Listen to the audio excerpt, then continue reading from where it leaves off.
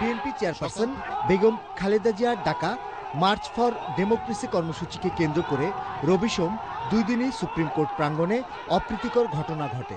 একদিকে আইন অমান্য করে আইনজীবীদের মিছিল সমাবেশ হয়েছে, অন্যদিকে ওই সমাবেশে হামলা করেছে লাঠি বহন করা কয়েকটি সংগঠনের কর্মীরা। এমন আক্রমণকে বিচারালয়ের উপর হামলা উল্লেখ করে সুপ্রিম কোর্ট বার ভবনের সামনে বিক্ষোভ করেছেন বিএনপি এবং জামায়াতপন্থী আইনজীবীরা।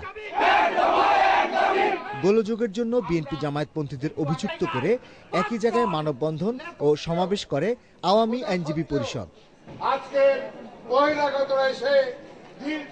সাম্প্রতিক পরিস্থিতি নিয়ে প্রতিবাদ সভায় কর্মসূচি ঘোষণা করে সুপ্রিম কোর্ট আইনজীবী সমিতি।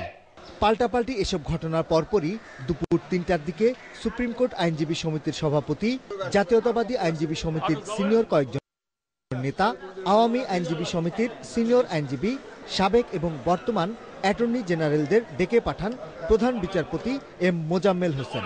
পরে এ নিয়ে কথা বলেন সুপ্রিম কোর্ট আইনজীবী সমিতির ভারপ্রাপ্ত সম্পাদক এবং অ্যাটর্নি জেনারেল। আমরা সবাই ওনাকে বলে এসেছি, যারা ছিলাম, যে আমরা আদালতের সামনের দিকে আমরা কোনো রকম মিছিল, আদালত প্রাঙ্গণে মিছিল, স্লোগান ইত্যাদি ইত্যাদি দেওয়া হবে না।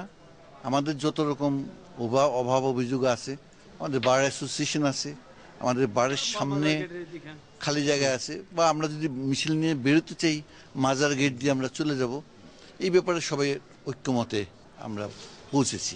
সবার শেষে উনি একটা সিদ্ধান্ত দেন, সকলের মতামতের নেওয়ার পরে সেই সিদ্ধান্ত হলো যে কোর্টের মূল ফটকে যেন আইনজীবীরা কোনো মিছিল মিটিংয়ে যেন তারা না থাকেন, মিটিং মিছিল তারা করতে কোনো বাধা নাই।